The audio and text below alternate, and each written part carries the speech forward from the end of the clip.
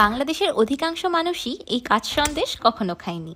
কাচের মুচমুচে আবরণের ভিতর লুকিয়ে আছে creamy melt in mouth Sandesh.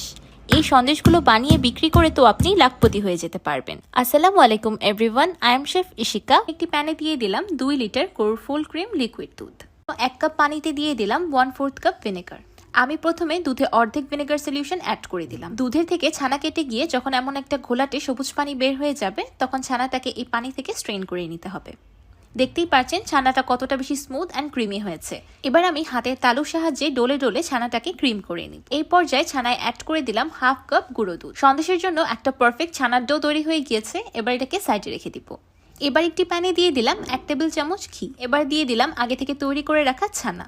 এবার দিয়ে দিচ্ছি আগে থেকে গুঁড়ো করে রাখা কাজু বাদামের পাউডার। তখন দিয়ে দিব 1/2 কাপ ছোলা গুঁড়ো। অনবরত নেড়ে চেড়ে সন্দেশটাকে রান্না করতে থাকতে হবে যতক্ষণ পর্যন্ত সন্দেশটা খুব ভালোভাবে শুকিয়ে প্যানের গানা ছেড়ে আসে। এবার সন্দেশগুলোকে তৈরি করে নিব।